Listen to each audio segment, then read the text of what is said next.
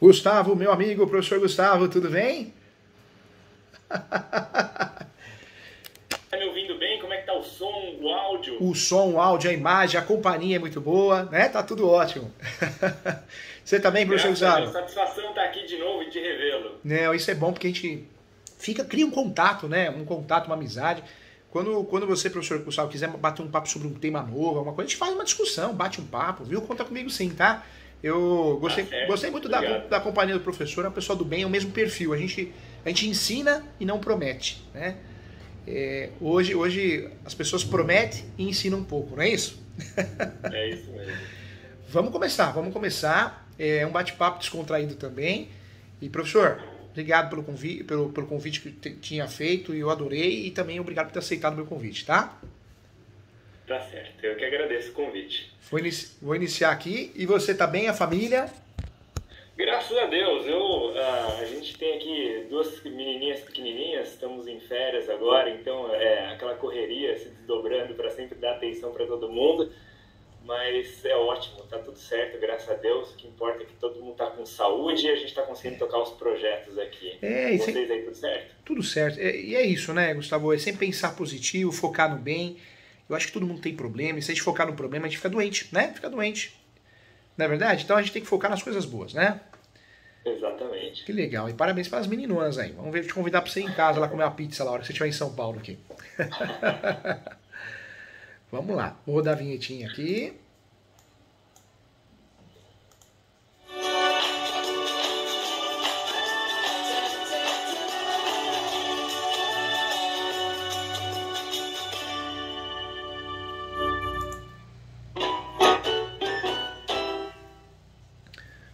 Olá pessoal, tudo bem? Bom dia a todos. Nós estamos aqui hoje com um amigo. A vida ela é muito boa, né? A vida ela faz a gente encontrar pessoas que a gente gosta de cara, gosta de graça, né? Porque a energia é boa, a pessoa do bem, bem intencionada. E eu fico muito feliz. Esse bate-papo eu sempre procuro trazer pessoas que não vai só somar profissionalmente, mas como ser humano. E quando eu percebo que tem essa luz, eu procuro fazer o convite. E ainda bem, ele aceitou. Vamos falar hoje nada mais nada menos com o professor Gustavo, que é um ser humano incrível, um ser humano de luz, né? Não precisa falar mais nada, sorrisão, sempre sorrindo, energia boa, ser humano fantástico, hein? Foi um presente esse ano aí de conhecer mais uma pessoa do bem, né? Uma pessoa decente, e tá faltando gente assim. Ex-juiz, atualmente oficial de cartório, tem muita experiência para contar. E o professor Gustavo tem algo que a gente se parece muito. Eu até conversei antes de iniciar aqui. Nós buscamos ensinar, dividir e não vender. Muitas vezes vender é consequência de alguma coisa, mas não, o objetivo tem que ser ensinar. E os papéis estão invertidos, né? Então é muito bacana quando a gente conhece alguém assim, verdadeiro. Seja bem-vindo, professor Gustavo.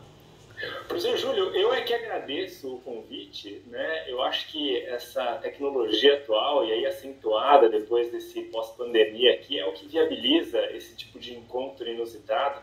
A gente acabou se conhecendo e se trombando aí por meios eletrônicos, e eu acho que essa parceria aí tem futuro. A gente tem se entendido muito bem, graças a Deus, e eu fico muito honrado mais uma vez em estar aqui ao seu lado para a gente debater esses temas tão quentes, né? Que no fim das contas interessam tanto as pessoas, porque o uso capião está aí como uma das principais maneiras de se chegar à finalidade que muitas pessoas têm, que é de regularização do imóvel próprio, ou até, enfim, de auxiliar alguém para regularizar o seu imóvel. Então é um tema que sempre desperta muito interesse, e a nossa intenção aqui é contribuir para que cada dia mais as pessoas obtenham êxito, façam as coisas da maneira correta e no menor espaço de tempo possível. Então, o nosso intuito aqui é realmente compartilhar esse conhecimento para ver se a gente consegue auxiliar o pessoal nessa caminhada. Professor Gustavo, é muito bom recebê-lo. O uso capião é objeto de muitas dúvidas, polêmicas, né? Nós tivemos uma decisão recente agora, e eu acho que foi uma decisão muito bacana, muito assertiva. Alguns juízes lá do Rio de Janeiro, através de uma associação, criaram alguns enunciados. E aí alguns juízes, alguns embargadores decidiram no sentido de falar, opa, é requisito prévio passar no cartório. Vem o Superior Tribunal de Justiça e fala, não vamos jogar no lixo o provimento 65. Na verdade, o uso capião extrajudicial é facultativo. Uma decisão importante, não é, professor? É uma decisão muito importante, sim. Você sabe, professor Júlio, a realidade das comarcas ela pode ser muito distinta, né? Por exemplo, na vara em que eu trabalhei, em armação dos buços, aí do TJ do Rio, a gente costumava ter uma tramitação muito lenta para as ações de uso capião, mas isso se devia não só à complexidade do feito, naturalmente, à própria situação da vara, que é uma vara de competência ampla, né, que você tem adoção para fazer de manhã, crime para fazer à tarde, e passa o resto do dia apreciando liminares de problemas de saúde. A uso capião, nesse contexto, né, como o imóvel não vai sair correndo, ela acaba não ficando na primeira linha de prioridades. E aí ela tem uma ação de tramitação já lenta que tem a sua tramitação ainda agravada por essas circunstâncias. Agora, existem outros lugares com outras realidades. Existem varas especializadas em comarcas de maior tamanho que conseguem dar um processamento bastante razoável e adequado para a ação de uso capião. Existem também todos os tipos de cartório. Tem cartórios que conseguem tramitar isso de maneira célere, né? Tem cartórios tem tabelionatos que auxiliam demais na elaboração da ata notarial, e tem registros que processam de maneira muito célere e outros que não. Vai depender da realidade do tamanho do cartório, da realidade da comarca, e essa conjunção de fatores é o que vai determinar para o advogado a conveniência e oportunidade de obter o reconhecimento judicial ou extrajudicial. Então, a porta não deve ser fechada em abstrato para via jurisdicional. Embora, assim, com todo respeito, considerando situações normais de pressão e temperatura, eu tenho uma certa dificuldade em ver o verdadeiro interesse processual na tramitação desse tipo de ação quando está tudo funcionando bem lá no registro. Então tem essa pequena ressalva, mas eu tendo a concordar que não se deve fechar em abstrato essa via jurisdicional da uso capião, não. Ou impor como requisito, enfim, a tentativa extrajudicial. Professor Gustavo, também o Superior Tribunal de Justiça ele tem, sim, ditado uma tendência de facilitar o uso capião. Nós tivemos várias decisões, as últimas decisões, vaga de garagem, uso capião, objeto de herança, até decisão de uso capião de imóvel público desafetado. Por que essa tendência, professor? Isso é seguir a Constituição Federal, a função social da propriedade, ou é uma tendência que chegou um momento que os imóveis precisam ser regularizados de qualquer jeito, de qualquer forma, e isso é importante para o Brasil? Olha, eu acho, professor Júlio, que realmente essa é uma tendência de flexibilização um pouco dos requisitos da uso capião, porque levados ao extremo, eles inviabilizam, né? A gente poderia somar a essa lista aí mencionada a uso capião de imóveis irregulares, oriundos de fracionamento irregular do solo ou de tamanho inferior ao módulo, em decisões reiteradas do STF que admitem, né, a uso capião. Enfim, eu acho que o nosso sistema registral ele é um sistema, em alguns momentos, punitivo, no sentido de, se não for feito o ato da maneira adequada, ou se ele não encontrar a lavratura correta, ou se a parte não for diligente em sanar dúvidas e regularizar administrativamente, trazer os documentos e apresentar aqueles elementos que são exigidos para o registro, o imóvel acaba sendo excluído do sistema registral.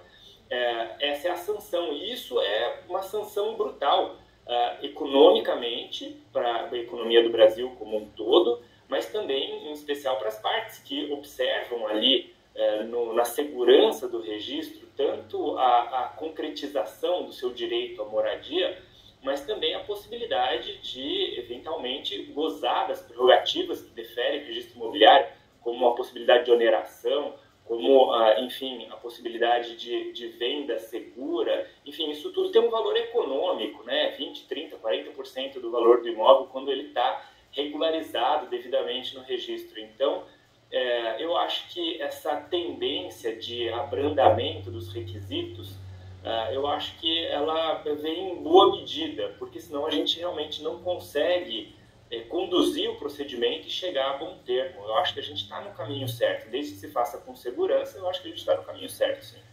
Professor Gustavo, o uso capião extrajudicial, eu entendo que realmente é uma carta na manga, uma ferramenta muito interessante. Mas a gente percebe na prática Eu conversando com um aluno da pós, o Calil, que ele é tabelião de notas. Ele falou, professor Júlio, por que a dificuldade de usar do jeito que a gente achava que seria utilizado o uso campeão extrajudicial? Porque os cartórios são mal remunerados. Os emolumentos é muito pouco, o Calil desabafando, né? É muito pouco em relação à grande responsabilidade, tanto do tabelião, que muitas vezes tem que gastar gasolina, né, combustível, indo até o local fazendo uma diligência, como o registrador, que ele está lá no cartório, ele quer paz, ele quer conduzir as coisas da forma mais segura possível, por segurança jurídica, e vem um requerimento de uso campeão que talvez vai causar impacto no cartório, vai aparecer alguém pedindo a nulidade. Por que o uso campeão extrajudicial? Nós sabemos que é muito utilizado, mas não caiu nas graças igual o inventário, né? Igual o divórcio extrajudicial, né? Ele é bom, ele é usado, ele é mais uma ferramenta. Mas porque ainda existe uma resistência por parte dos cartórios e por parte dos advogados no uso campeão extrajudicial, professor? Olha, eu acho que a gente passa por um período de adaptação em que o registro de imóveis passa cada dia mais a desenvolver procedimentos, né? Verdadeiros processos administrativos.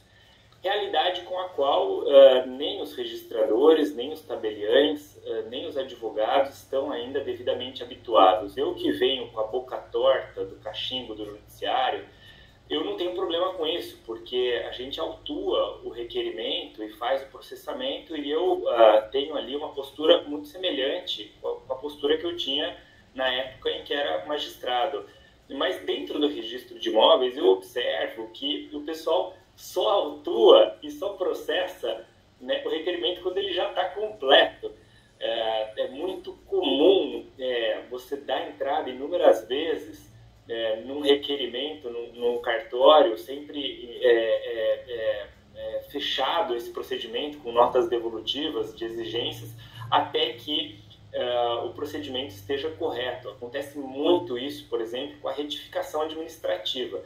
A pessoa entra com o requerimento, é difícil de instruir, tem um monte de detalhes, e aí todas as correções ensejam uma nota devolutiva. A ideia da lei é que isso tramite dentro do cartório como um procedimento cooperativo, em que o saneamento é feito de forma progressiva e fica documentado nos autos, assim como um procedimento administrativo qualquer, ou jurisdicional qualquer. Então, é uma mudança de paradigma, né? Isso não é antigo no nosso sistema registral, é novo, né? A retificação administrativa ela é agora de 2004, 2005, né? E os demais, e são todos procedimentos que instruíram, que estão na origem histórica do procedimento de reconhecimento de uso capião. É dali que a gente extraiu a forma de processamento, a forma de instrução. Então tem a retificação administrativa diária, que tem aquele lance da planta, memorial descritivo, intimação dos confrontantes. A gente tem inventário e partilha extrajudicial, que tem os elementos de consensualidade enfim, o requerimento, as coisas que devem ser realizadas no registro. Então, a gente está passando por um período de transição, né? Ele não acontece, esse período de transição, sem alguma fricção e sem alguma resistência por parte daqueles que aderiram ao sistema antes disso, né? Veja que a gente mesmo, eu também sou da época que o uso capião era estudado com gênero masculino, fiz toda a faculdade assim. Aí depois veio o Código Civil e a gente ainda fala até hoje, né, o uso capião. Eu reparei que o professor também faz a mesma coisa. Então, a gente vai se adaptando lentamente, né, às novas realidades e às inovações legislativas. Mas eu quero acreditar, professor Júlio, que o panorama ele é positivo. E, embora a gente não tenha concluído esse processo de adaptação, e ele vai se postergar no tempo por algum período ainda, eu acho que a gente tem caminhado de maneira exitosa. Então, tem lugares que já têm conseguido dar o processamento adequado a isso de forma muito célere. Eu vejo o uso capião sendo concluída em 4 meses, 5 meses. Lá no cartório a gente consegue fazer em 8 meses, 1 ano. São prazos que eu considero razoáveis em face dos prazos que eu via como juiz, né? 5 anos, 8 anos, 10 anos, 15 anos em primeira instância. Então, assim, eu acho que a gente está caminhando num sentido positivo. Professor Gustavo, é engraçado, é interessante também, as ações de uso capião, que já foram uma das ações mais demoradas, né? Hoje nós temos no judiciário também ações com decisões de 1 ano, 1 ano e meio. O Fórum de Osasco, eu tive uma decisão recente, professor Gustavo, 8 meses. A ação não durou, não ultrapassou o lapso temporal de 8 meses. É um grande avanço, né? Muitas decisões de 2 anos, 1 ano e meio, 2 anos, 3 anos. O extrajudicial é um grande avanço, mas no judicial também é um avanço. O uso capião parece que deixou de ser aquele bicho no meio da floresta, ninguém sabe o que é. Não, parece que agora nós temos uma ideia mais formada, tanto no judiciário como no extrajudicial. É um grande avanço, né? A realidade do judiciário ela é muito heterogênea, né? Ela pode mudar muito de vara para vara, de comarca para comarca, mas existem exemplos exitosos, né, de varas que estão muito enxutas, com magistrados que são muito atuantes, que têm militado cada dia mais com base em dados oferecidos pelos sistemas eletrônicos e que estão ali tramitando. Quando eu era juiz ainda, a gente tinha muita atenção ali, ações paralisadas há mais de 30 dias, ações paralisadas há mais de 60 dias, e a gente vai atacando esses indicadores exatamente para, no fim da linha, chegar em situações que sejam como essas. Agora, tem, de um lado, exemplos muito bons e, de outro lado, exemplos muito ruins. O que a gente não pode é tomar isso como um paradigma do todo, né? O todo, ele merece uma observação mais abrangente. Professor Gustavo, hoje quem quer fazer uso capião extrajudicial, qual que é o primeiro passo? E como ficou as notificações dos confrontantes, do último proprietário? É necessário notificar? Quem notifica? Qual é o passo a passo do uso capião extrajudicial hoje para o advogado e para o cidadão brasileiro?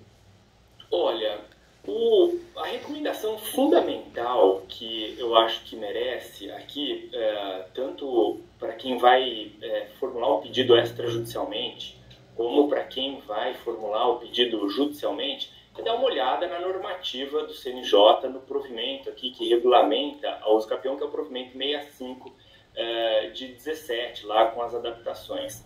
Aquele provimento, ele tem todo o passo a passo, os documentos, a forma dos documentos. É óbvio que tem algumas questões ali que são relevantes, mas tem muitos insights ali, né? Então, por exemplo, quando a gente vê que no provimento ele menciona que unidades devidamente caracterizadas no registro não precisam de planta e memorial descritivo e não precisam de intimação de confrontantes, se a gente formular, então, e se a gente verificar que a situação de posse equivale exatamente à situação registral do imóvel, que a gente não vai precisar abrir matrícula, então a gente afasta, por exemplo, todos os requisitos para abertura da matrícula, que envolve planta, memorial descritivo, intimação de confrontantes, que é uma parte difícil da uso capião.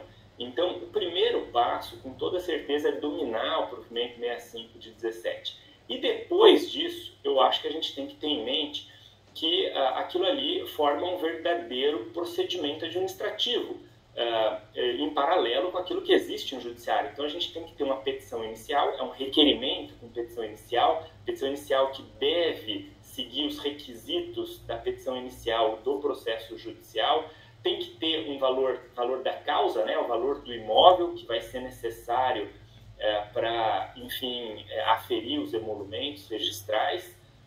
Lembro que são cobrados ali 50% pelo processamento, 50% pelo deferimento e uma cobrança pelo registro da uso capião. Então, aí lá no provimento você vai encontrar quais os documentos que devem instruir, devem ter firma reconhecida, não precisam ter firma reconhecida, procuração, planta e memorial descritivo e assim por diante.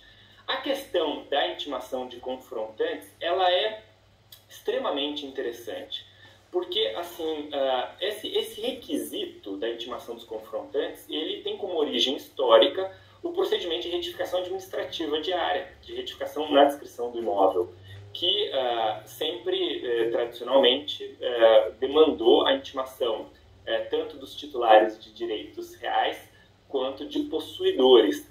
Recentemente agora, né, a Lei 14.382 antes de ontem, né, semana passada, final de junho, aí, que resultou da conversão da medida provisória 1085, modificou lá o procedimento de retificação para excluir a necessidade de notificação dos ocupantes dos imóveis confrontantes. Agora só os titulares de direitos reais.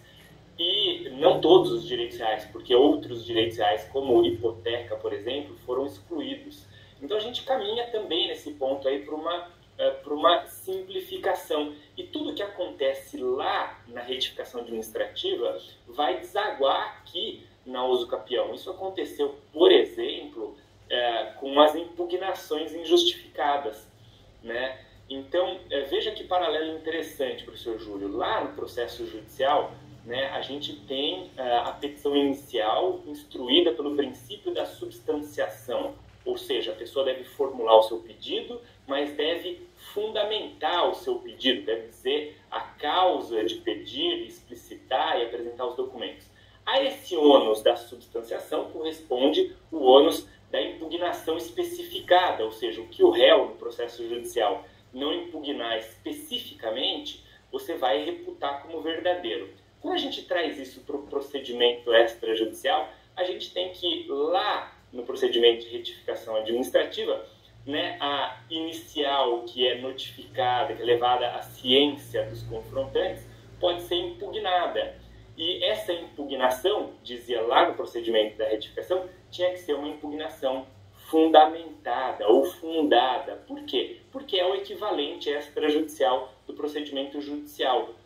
As impugnações infundadas, elas podem ser afastadas pelo registrador.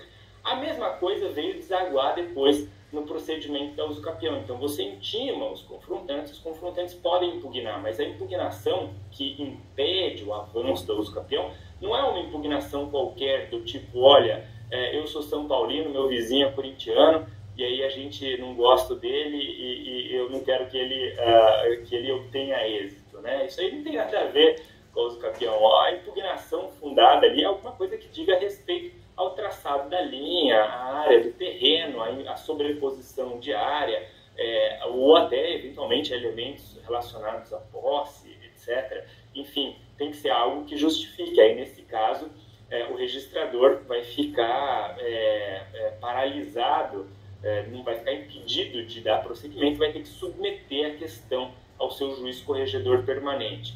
Então, eu acho interessante esse paralelo, né? Agora a gente vem ali cada dia mais extraindo esses conceitos da retificação administrativa e eles vão desaguar na usucapião com naturalidade. Então, isso é importante que todos conheçam e dominem. Professor Gustavo, a audiência está subindo aqui, nós estamos em outras redes sociais também. O pessoal elogiando bastante. O pessoal está falando aqui, o professor Gustavo tem voz de locutor. Concordo, tem a voz de locutor. Obrigado. Mas... Falando da energia, que legal. Muitos elogios. Eco aqui no quarto, entendeu? Muitos elogios aqui. Professor Gustavo, tem uma pergunta aqui que eu achei interessante da Andressa. A Andressa pergunta, qual que é a diferença do usucapião extrajudicial e agora do novo instrumento adjudicação compulsória extrajudicial? É uma pergunta excelente. É uma pergunta excelente porque, assim, os institutos são completamente diferentes, mas existe uma zona cinzenta de sobreposição e toque entre esses dois institutos, né? A usucapião é uma forma originária de aquisição da propriedade e ela serve, basicamente, para você reinserir o imóvel no sistema registral. Então, você está ali observando quais os aspectos necessários para abrir uma matrícula para o imóvel e colocar o nome do possuidor como proprietário desse imóvel. Então, a usucapião é isso, na prática. A adjudicação compulsória, e agora cresceu o interesse na adjudicação compulsória por causa do 216B, né, professor Júlio? A adjudicação compulsória ela só vai ser viável quando o imóvel já tem base registral devidamente individuada. Né? Então, a adjudicação compulsória ela vai marcar, né, uma aquisição derivada da propriedade, ou seja, com transmissão de propriedade. Então, se na usucapião a gente não tem ITBI, na adjudicação compulsória, necessariamente a gente vai ter ITBI. Se na usucapião a gente não necessariamente precisa de matrícula, na adjudicação compulsória a gente necessariamente já precisa de matrícula. Então, a gente vai ter na figura da adjudicação compulsória a simples formalização da transmissão da propriedade, que não foi feita ainda por uma resistência indevida daquele que era o antigo proprietário. Vejam, vamos situar aqui o ouvinte. Né? As pessoas fazem um compromisso de compra e venda de um certo imóvel. E por que elas fazem isso? Né? Elas fazem isso porque o vendedor se reserva a forma, né, como garantia do pagamento do preço. Ele fala, não outorgo a escritura pública, porque a escritura pública é o instrumento necessário para transmitir a propriedade. Ele fala, não outorgo enquanto o preço não estiver quitado. E o adquirente, ele não fica a ver navios. Ele pode constituir um direito real do promissário comprador e ele figura ali, se ele quiser levar a registro, ou então ele simplesmente vai ter aquele instrumento particular justificando a posse, a aquisição da posse, e ele vai pagando. Quando ele acabar de pagar, ele passa o instrumento definitivo, a escritura definitiva, e faz registro. Se nesse final da linha tem algum probleminha, pode acontecer da gente não ter a transmissão definitiva da propriedade. É aí que entra a adjudicação. O problema, professor Júlio, é que os institutos têm uma zona cinzenta ali em que você fica meio na dúvida se é cabível um ou outro. Imagine um imóvel que se queira uso capi, que tem matrícula e que, por exemplo, não se obteve a propriedade porque a loteadora faliu, sumiu, ou que não se pôde fazer o inventário porque um dos herdeiros se recusou a assinar, depois sumiu. Enfim, aqueles títulos produzidos acabaram não tendo acesso ao folho real por qualquer nulidade que seja, um problema que ficou lá atrás, há 20, 30 anos atrás. Enfim, você começa a ter zonas de aproximação. Será que aqui seria uso capião ou será que seria adjudicação compulsória? Vai depender do caso concreto. Essa zona de penumbra aí vai depender dos elementos que a pessoa disponha para poder, obter o reconhecimento de um ou outro. Mas a base matricial, a matrícula do imóvel, é um elemento de distinção importante entre esses dois institutos. Eu falo sempre, professor Gustavo, que a ação de adjudicação compulsória ela é uma ação traiçoeira, né? A gente vê na prática muitas pessoas que ganham uma ação, têm a procedência do pedido, mas na hora de registrar no cartório de imóveis não consegue que esse registro seja eficaz, né? E o uso capião, defendido por uns que seria a última modalidade, por outros que seria a primeira modalidade, normalmente dá certo, né? A dificuldade de regularizar o imóvel através do capião é menor, né? O risco, não é, professor Gustavo? Exatamente. Porque o que acontece? Quando o juiz está lá julgando o feito, né, ele não está observando os aspectos registrais. Então ele vai julgar a adjudicação compulsória, mas observando a relação obrigacional entre autor e réu, e não observando, por exemplo, a continuidade registral. O juiz pode até julgar uma adjudicação compulsória, talvez sem perceber que o imóvel não tenha matrícula. Então, ainda que julgada procedente essas ações de adjudicação compulsória, vai chegar no registro e o registrador vai ter uma ótica diferente. Ele vai precisar observar a continuidade registral, ele vai precisar observar a continuidade na matrícula, e aí talvez ele não consiga praticar o ato, mesmo tendo um reconhecimento judicial. Então, é importante que, mesmo que se recorra ao judiciário, que o advogado, que a parte, que o interessado, tenha absoluta consciência do ato que ele está praticando e das limitações do ato que ele está praticando, porque senão ele pode, como o professor bem colocou, se ver ali numa sinuca de bico, obter o reconhecimento judicial depois de anos e não conseguir realmente regularizar registralmente a sua área. A Vanessa, professor Gustavo, está perguntando aqui. Professor Gustavo, na sua opinião, a adjudicação compulsória extrajudicial vai pegar? Vai dar certo? E o que seria essa adjudicação compulsória extrajudicial? Olha, vai pegar. Eu acho que a gente vai passar por um momento também de adaptação. Sempre que os processos de desjudicialização aparecem, eles encontram alguma resistência, né, na doutrina, na jurisprudência, enfim, nos juristas em geral. Vai ter gente que de plano vai falar que é inconstitucional por inafastabilidade judiciária, mas depois as coisas tendem a encontrar alguma acomodação. No caso específico da adjudicação compulsória, me parece que o regramento, embora ainda dependa de alguma baliza regulamentar, ele foi feito de forma bastante segura.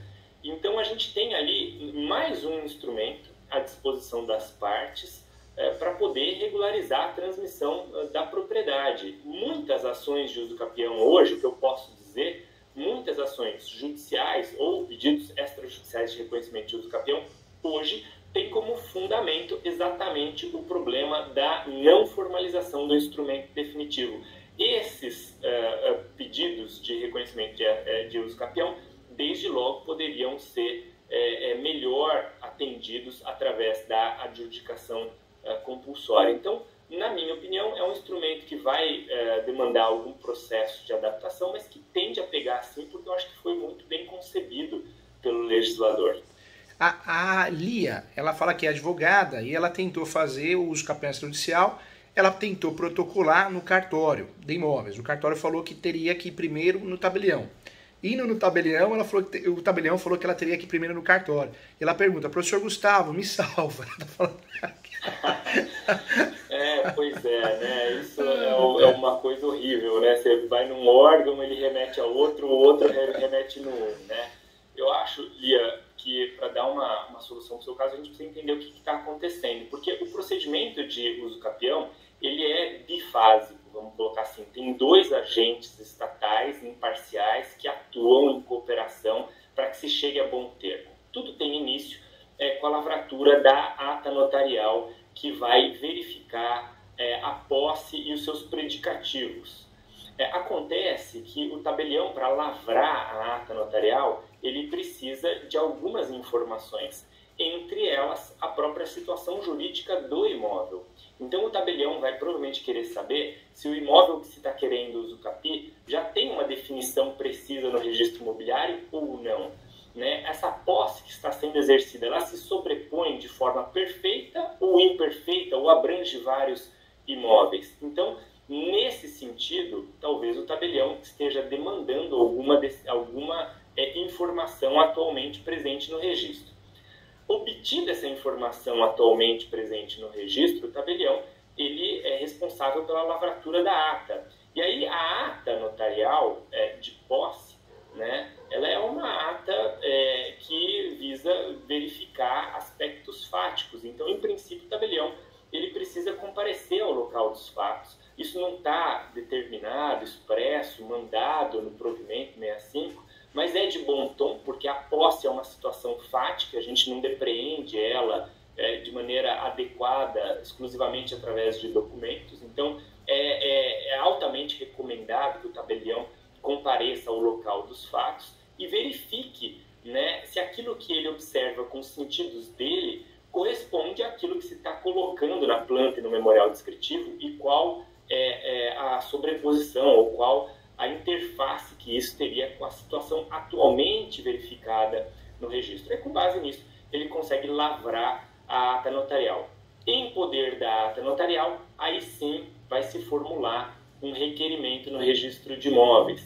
Então aí você vai ter que formular um pedido como se fosse uma petição inicial, que vai ter que estar instruído com os documentos mencionados lá no provimento 65, planta, memorial descritivo, ata notarial, demais documentos que demonstrem a posse, os seus predicativos, etc. Documentos que demonstrem a inscrição cadastral do imóvel no município, se for um imóvel urbano, no INCRA, se for um imóvel rural, enfim, demais documentos que devem ser procuração, etc., e aí formular o pedido ao registrador de imóveis. Uma vez formulado o pedido ao registrador de imóveis, né, deu entrada pelo protocolo, aí qualquer negativa do registrador pode ser combatida através do procedimento de dúvida. Então, qualquer negativa, ainda que interlocutória, que a gente verifique ali, pode dar origem a um procedimento de dúvida. Então, aí a gente consegue conformar adequadamente o procedimento. Lia, eu espero ter ajudado. Eu acho que são esses elementos que eu vejo que podem surgir aí no seu caso. O xará aqui, tem um xará Gustavo, o doutor Gustavo, está perguntando aqui, como que eu faço para me defender de uma ação de uso capião não feita no judiciário? Então não é ação, então é requerimento, hein? Entendi, Gustavo. Na verdade, o Gustavo quer dizer como que faz para defender um uso capião extrajudicial. Como que se faz para se defender, professor? impugnação ela deve ser apresentada dentro do próprio procedimento que tramita no cartório de registro de imóveis. Esses procedimentos, né, que tramitam no registro de imóveis, eles têm uma publicidade que é extraordinária para o registro, porque, em geral, dentro do cartório, a parte, o advogado, não consulta nada, né? Qualquer informação ali é obtida através de certidão, até para preservação do acervo.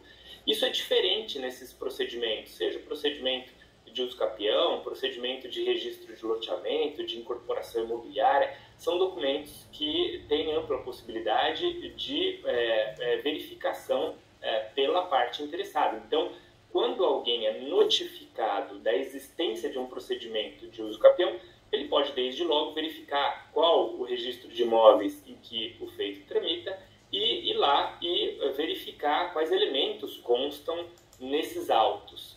E a partir daquilo ali, formular a sua impugnação. A impugnação é feita por petição e é direcionada ao próprio oficial registrador com referência ao procedimento, ao número de procedimento, com o número de protocolo do pedido de reconhecimento extrajudicial de uso capião. Então, ele vai lá e formula a sua impugnação. Sempre lembrando que a impugnação que vai obter análise verdadeira é a impugnação fundada, ou seja, aquela que versa sobre aspectos importantes para o uso capião, no que diz respeito à descrição do imóvel, no que diz respeito ao exercício da posse, no que diz respeito aos demais fatos articulados no requerimento. Os demais fatos, por exemplo, o time que torce, esses aí, infelizmente, serão afastados sumariamente pelo próprio registrador. A doutora Jéssica está perguntando aqui, professor Gustavo, como que eu faço para descobrir se existe um uso capião extrajudicial em andamento em nome de determinada pessoa? Pois eu sou advogada, mas tenho um parente que está no imóvel da família há muitos anos e desconfio que ele deu entrada no cartório extrajudicial. Tem como saber?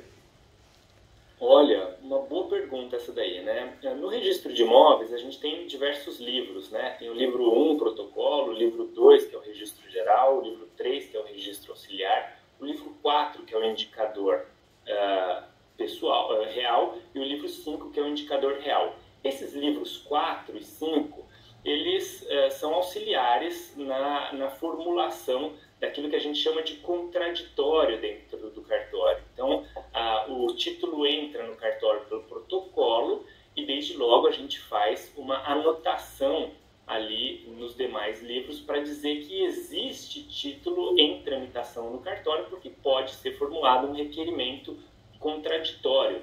Vamos supor, 2 vendas do mesmo imóvel. Vai ser registrado primeiro a quem entrou primeiro no cartório no prazo da prenotação. Enfim, um pedido de uso capião, ele é lançado como qualquer requerimento ou como qualquer documento que entra no cartório de registro de imóveis, ele é lançado no livro 1, protocolo, e ele é depois também anotado nos demais livros, seja no indicador pessoal, seja no indicador real. Portanto, o cartório tem condições de formar, informar, de apresentar uma certidão a respeito da existência da tramitação de um pedido de reconhecimento extrajudicial de uso capião.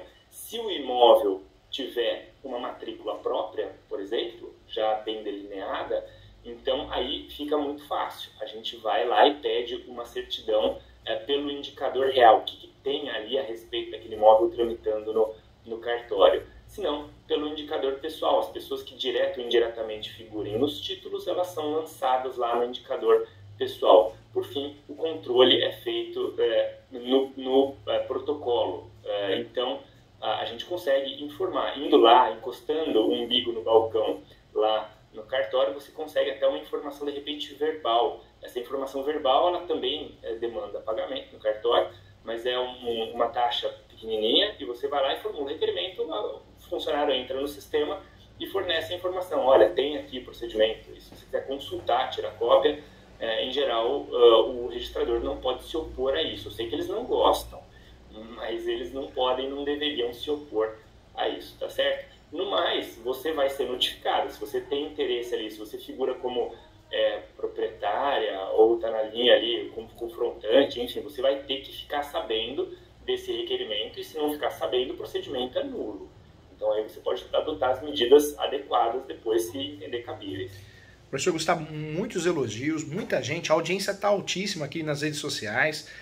Chegou o grande momento, vamos descontrair um pouco. Professor Gustavo, qual que é o seu hobby? Os alunos querem saber, os ouvintes.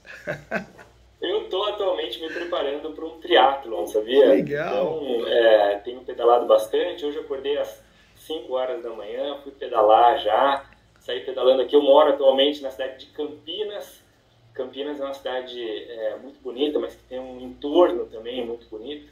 Saí pedalando aqui praticamente do centro da cidade, bairro do Cambuí, e fui até a periferia lá, na zona rural, e voltei. Então fiz isso aí, cheguei em casa às 8h30, já para me preparar aqui para o encontro ilustre com o professor Júlio.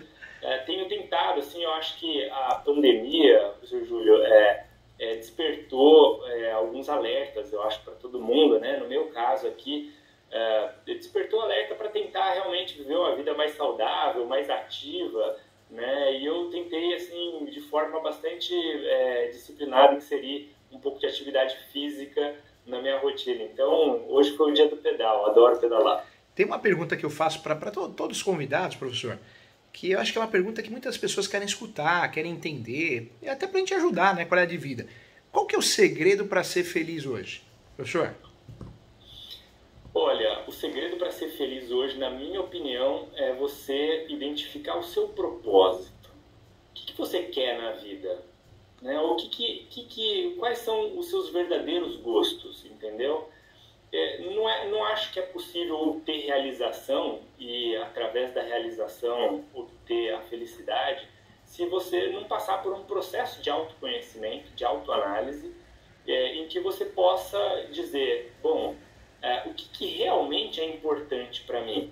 Isso em todas as áreas, profissionalmente, pessoalmente, espiritualmente.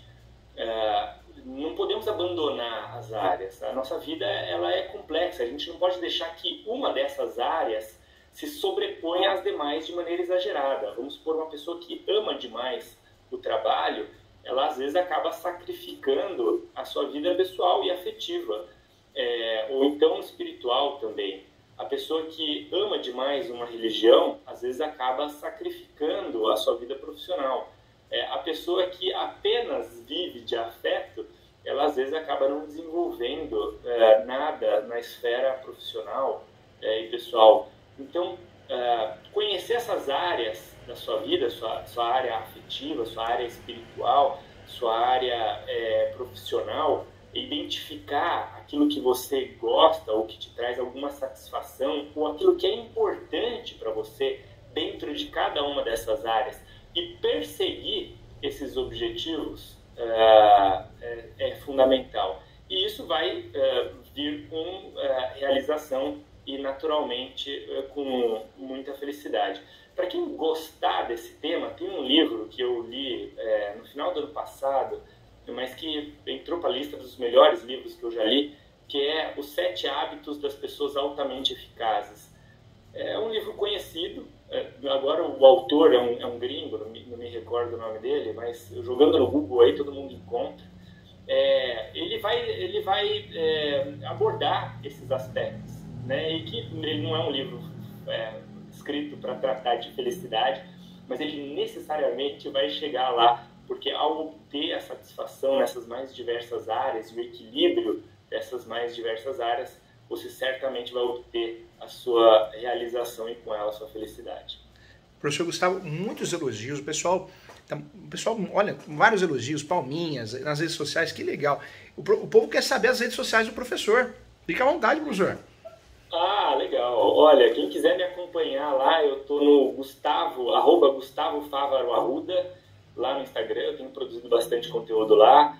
Não tenho produzido de maneira ativa conteúdo no Facebook, é uma rede social que não está aqui no meu radar, mas no Instagram sim. Então sempre tem vídeo, sempre tem live, sempre tem material que eu gosto de postar lá. Sempre que eu preparo uma aula por algum motivo, depois eu compartilho informação e material ali que fica perpetuado. Então fica aí o convite para quem quiser aparecer por lá, mandar dúvida, mandar pergunta. A gente sempre recebe com muito carinho todo mundo que está aí nessa nessa jornada.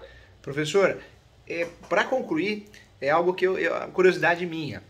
O que o professor, nessa mudança da magistratura para o cartório, quais foram os pontos positivos que o professor identificou no cartório e os pontos negativos? E qual a saudade que bateu da magistratura, né? Essa mudança, tudo bem, está dentro do mesmo cenário, delegação do Tribunal de Justiça, mas é um mundo diferente, né, professor? E aí, professor? Pois é, né? O pessoal costuma muito fazer essa pergunta para mim. Vocês sabem que, assim, eu acabei vindo para o extrajudicial em função da experiência que eu tive no judicial. Sou eternamente grato à experiência que eu tive lá em Armação dos Búzios, mas era uma comarca muito conturbada, com muitos problemas fundiários, muitos problemas extrajudiciais, e foi em função deles que eu comecei a estudar e a tomar gosto pela matéria. Então, eu comecei a me aproximar do extrajudicial em função da matéria, uma matéria que exige muita técnica. Eu adoro a técnica jurídica mesmo, eu não gosto muito do caminho que tem tomado, em geral, o direito brasileiro, exageradamente aberto, exageradamente principiológico.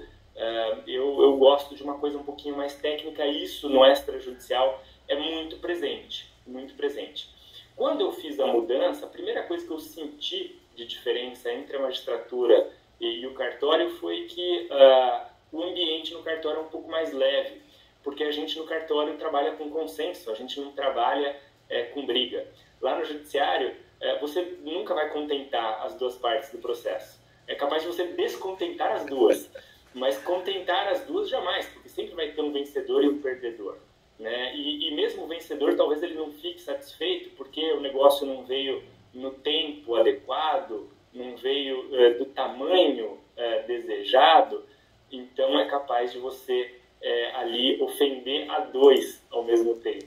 No extrajudicial, essa situação é um pouco mais rara. É verdade que existe a resistência do registrador também, a prática de alguns atos, que acaba frustrando as pessoas, mas na maior parte das vezes ali são recusas meramente formais que podem ser saneadas. Então, a cooperação, ela torna o ambiente muito mais leve. Então, ali no cartório, a gente que quer ganhar dinheiro, que quer trabalhar, que quer fazer o negócio acontecer, que precisa do serviço, e que, enfim, está ali para resolver os seus problemas. Então, isso aí eu sinto de maneira muito presente. E a desvantagem fica por conta da oscilação de tudo, né? Oscilação do trabalho, oscilação da remuneração, pela necessidade de fazer investimentos e de fazer, recomposições salariais, que são coisas que você só reclama quando você é funcionário público, mas que você não tem que diretamente lidar com elas. Lá no cartório a gente tem que comprar computador, a gente tem que tratar da folha de pagamento, a gente tem que falar sobre benefícios, a gente tem que falar da estrutura interna, né? Acabou o café, tem que comprar café, é tudo, né? Então a gente é uma pequena lojinha, tem que funcionar, e esses aspectos administrativos diários nem sempre são as coisas mais prazerosas, mas estão ali inseridas na nossa rotina. Essa aí fica a desvantagem para esse meio. Tem que fazer gestão, né, professor? Não tem jeito, né? O advogado que está nos ouvindo hoje, ele bem conhece isso, né? Bom, eu aqui já sou advogado, tenho meu escritório para administrar, tem os funcionários, tem secretária, tem o cafezinho, tem... Então essa realidade é uma realidade próxima no registro também. Tem as receitas e despesas, e você tem que fazer a contabilidade e olhar ali no final do mês como é que esses dois vetores vão ser compatibilizados. Professor, tem algumas perguntas aqui que selecionaram. Como que ficou o MP no uso capião extrajudicial? Ele precisa se manifestar? E as fazendas, a União, Estado, Município? Como que ficou essa situação? Não, o MP não se manifesta, né, no procedimento de reconhecimento extrajudicial da uso capião. É um procedimento que tramita exclusivamente dentro do cartório, ele não vai ao Ministério Público, assim como a própria ação do uso capião já não estava mais indo nos últimos tempos agora, né? Inicialmente tinha lá uma previsão no CPC de 73 de participação obrigatória do MP, que depois foi abandonada e já não estava mais tramitando dessa maneira no judicial também. Tem bastante juiz que ainda manda para o Ministério Público, mas não tem o que o Ministério Público fazer ali. Ele não está na função de curador dos registros praticando nenhum ato. Então o MP vai funcionar se for suscitada a dúvida. Aí você manda para o juiz, a parte vai impugnar em juízo, o MP vai se manifestar, mas aí na função de curador dos registros. Dentro do procedimento de uso capião não tem sentido nenhum a participação do MP, portanto ele não participa. Agora, tinha uma segunda parte que era a outra parte da pergunta. Os entes federativos, a União, Estado e Município, se precisa manifestar ou não? A União e as fazendas. Bom, as fazendas necessariamente participam do procedimento, mas aí a função delas é verificar se o imóvel que se está querendo uso capi é público ou não. Porque se o imóvel for público, em princípio não cabe uso capião. Tem a vedação lá do Código Civil, da Constituição Federal. Eu digo em princípio porque tem também uma exceçãozinha, né? O direito ele é assim, o diabo mora nos detalhes, né? Então, a exceçãozinha lá de uma uso capião que pode ser reconhecida com quinquênio anterior à Constituição de 88. Mas a regra geral não cabe, não dá, não pode. E aí você manda uma notificação para a Fazenda, a gente formula essa notificação instruída com planta e memorial descritivo, vai lá para o órgão da Fazenda Pública que é responsável pela administração dos imóveis, ou então para o órgão de representação judicial, simplesmente. E lá eles conseguem, sim, fazer uma pesquisa no seu acervo e verificar, com base naquilo que está sendo arguído, se tem área pública ali envolvida ou não. Imaginem, por exemplo, uma uso capião ao lado de uma via férrea, né? Tem que notificar os órgãos responsáveis ali para saber, está invadindo, não está invadindo, observou a distância do trilho, enfim. Eles atuam. E aí, quando vem a impugnação vem por petição normal. Eles mandam a impugnação por carta, geralmente, e chega lá, a gente abre, junta no procedimento e dá ali o encaminhamento adequado. Quando a impugnação ela é fundada, a gente remete para o juiz corregedor permanente. Quando ela é infundada, a gente simplesmente afasta e dá prosseguimento no feito. Não tenho visto impugnações infundadas. Eu sei de estados em que a Procuradoria Estadual não se manifesta e o registrador acaba não dando andamento, o que é muito triste. Mas não é essa a lógica do sistema, não deveria funcionar dessa maneira. Professor Gustavo, tem muitas perguntas. O pessoal está batendo muito em quanto que eu gasto para fazer uso capião extrajudicial. Quais são os meus gastos, o Felipe, o Cunha, quanto eu gasto? O gasto é o seguinte, bom, tem um advogado que é de participação necessária, importante no feito, então se você não for advogado, você vai ter que contratar um advogado e aí você tem uma negociação particular com ele. Dentro do registro as cobranças são tabeladas, né? Então você vai pegar o valor venal do imóvel, vai lançar lá na tabela 1 para atos de registro e vai ver o valor que é cobrado. Ali você tem uma cobrança em fases. 50% é cobrado desse valor, é cobrado pelo processamento, 50% são devidos na conclusão, caso afirmativa, e depois tem um ato de registro que é praticado por ocasião da abertura da matrícula e registro da uso capião. Então são esses os custos que você vai ter. Você vai ter 2 atos de registro dentro do registro de imóveis, sendo certo que o primeiro é bifásico, e vai ter uma segunda cobrança pelo ato de registro. Fora do registro tem a ata notarial. A ata notarial ela é também uma ata com conteúdo econômico, tá? E que vai ter como referência também o valor venal do imóvel. Às vezes o pessoal fica com dúvida sobre o valor venal, né? O valor venal vai ser o valor indicado pelo município para efeito de IPTU, IPBI, ou se não houver, de repente, o valor por ITCMD, ou se o imóvel for rural, aí o valor ali apresentado no CCIR pelo INCRA, ou então até o IEA, que a gente usa muito aqui no estado de São Paulo, né? Instituto de Economia Aplicada, que tem lá cálculo para o valor por hectare, por município, e a gente consegue usar aquilo aí como referência. Então você vai ter o valor venal ou o valor próprio, né, negocial do imóvel, objetivamente avaliado, aquilo que for maior, e usar ele como referência para lançar nessas tabelinhas aí de notas e registro. As últimas perguntas aqui, professor. O Gabriel fala que advoga e ele pergunta: professor Júlio e professor Gustavo. Hoje quem está com o professor que vai responder é o professor Gustavo, que fera, né? Está respondendo tudo aqui. Ele está perguntando, professor Gustavo, se compensa fazer nota devolutiva e fazer recurso de citação de dúvida inversa nas notas devolutivas. E também ele teve um caso que ele deixou todos os documentos no tabelião de notas e o tabelião, infelizmente o escrevente, perdeu todos os documentos. O que ele pode fazer? Então são 2 perguntas, vai uma de cada vez, hein? Vou começar pela última, né? Olha, esse problema aí de perder todos os documentos é um problema grave, não pode acontecer dentro do cartório, tá? E para esse tipo de situação, você pode sempre recorrer ao juiz corregedor permanente do cartório, tá? Então ali é um probleminha que é grave, na minha opinião, não deveria acontecer. Você deixou lá os documentos que são importantes, às vezes originais, e aquilo ali não pode extraviar. Com relação ao segundo aspecto, ali, qual que era a pergunta mesmo que ele formulou, professor Júlio? Ele pergunta aqui se compensa fazer suscitação de dúvida inversa. Se compensa a suscitação de dúvida ou não. Olha, aí dúvida inversa, né? Eu particularmente não gosto muito da dúvida inversa. Eu acho que, assim, tecnicamente falando, aqui no estado de São Paulo a dúvida inversa é admitida. Lá no estado do Rio de Janeiro, ela, por exemplo, não era. Então, fique atento aí em qual estado você vai militar. Mas eu, particularmente, não vejo problema nenhum, né? Eu vejo com muita naturalidade a pessoa não se conformar, talvez até pela minha origem, né, jurisdicional, aí eu vejo com muita naturalidade a pessoa querer recorrer, querer submeter a análise de um terceiro aquele fato ali. Então, quando a pessoa apresenta uma petição dentro do procedimento falando que não se conforma com a análise feita e pede para suscitar dúvida, eu suscito dúvida numa boa.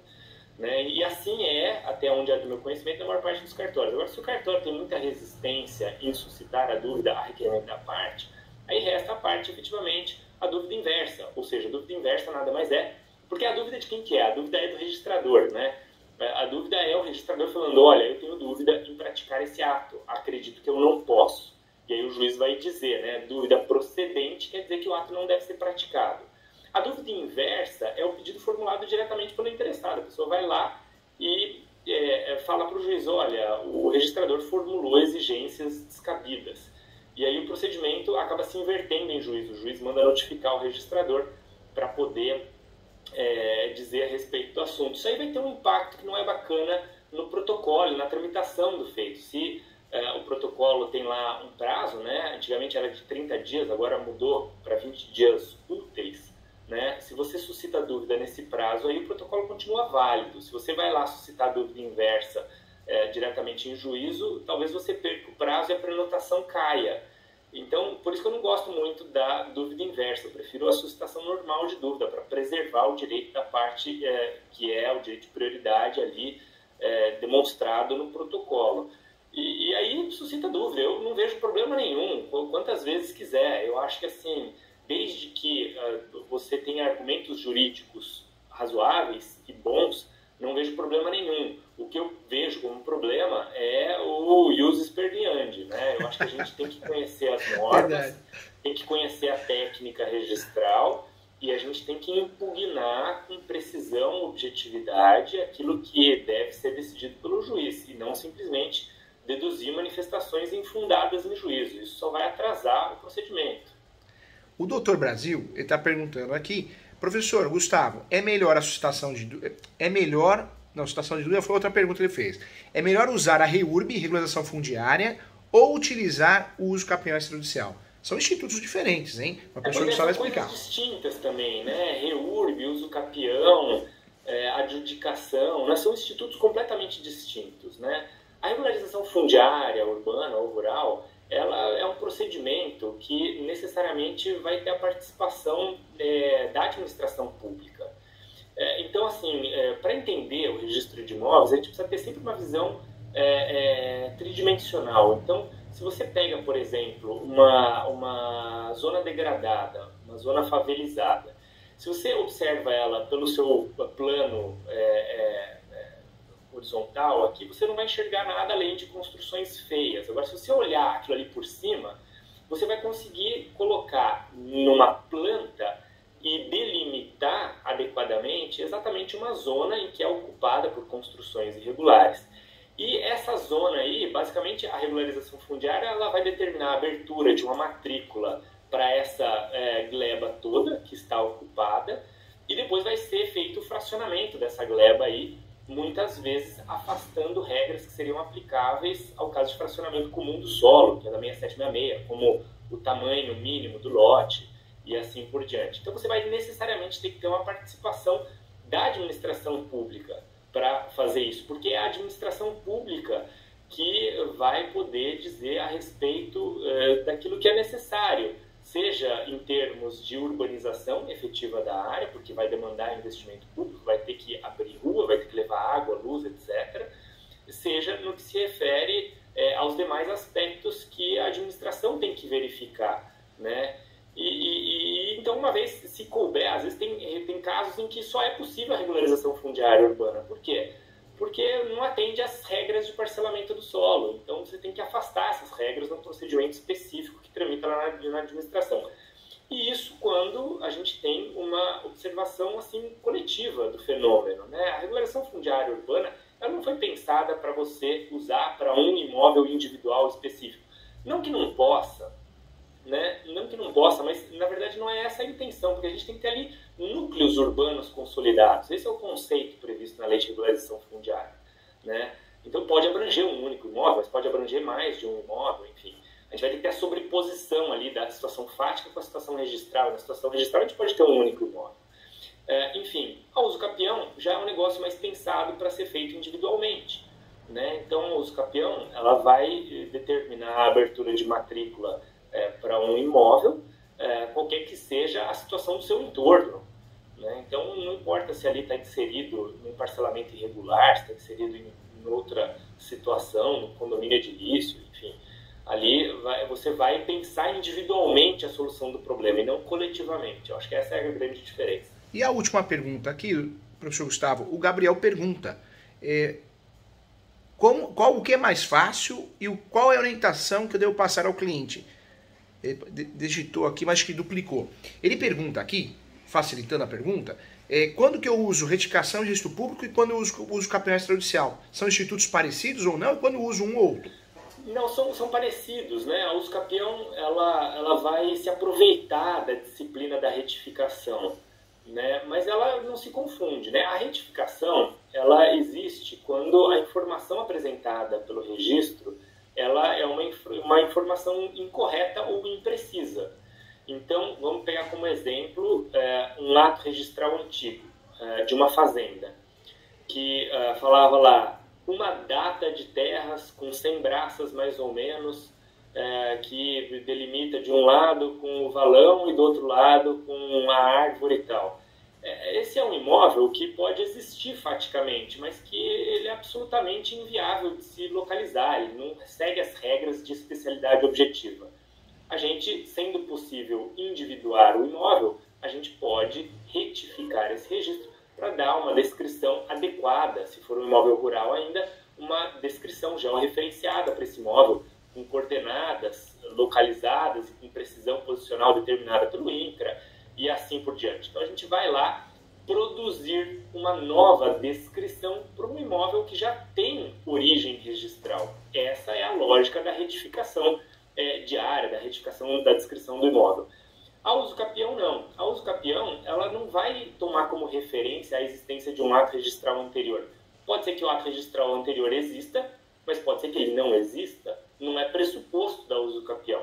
Então a gente vai se valer de alguns elementos lá da retificação, simplesmente para poder formular do zero uma descrição nova para ser dada para esse imóvel. Então a gente vai apresentar a planta, memorial descritivo, vai intimar os confrontantes, assim como a gente faz com a retificação administrativa bilateral. Mas na uso capião a gente vai além, a gente vai ali analisar elementos de posse, os predicativos da posse, enfim, o tempo, para dizer se houve uma aquisição originária da propriedade ou não.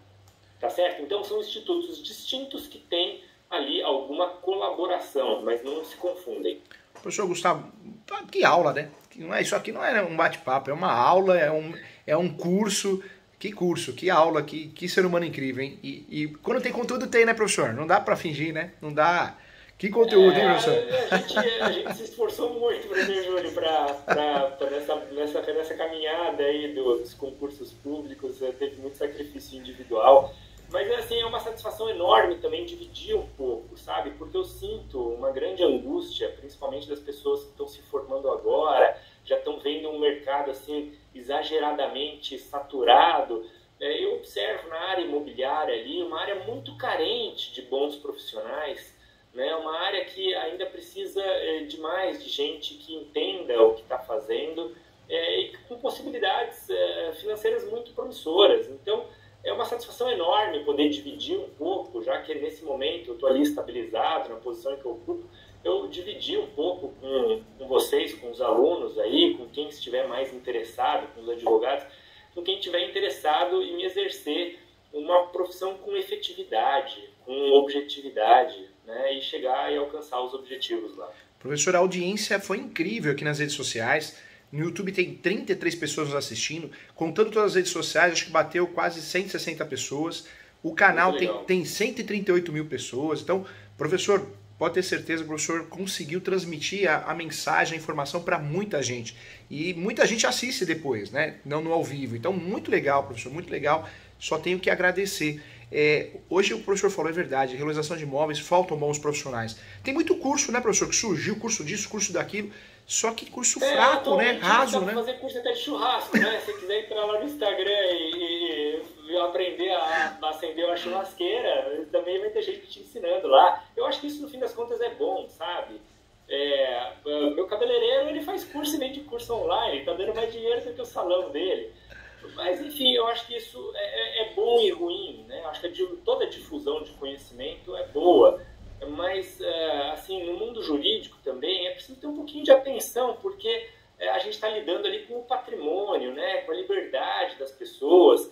Aliás, é por isso que a advocacia é uma profissão regulamentada, tem exame de ordem, essas coisas. Exatamente por quê? Porque demanda uma certa responsabilidade.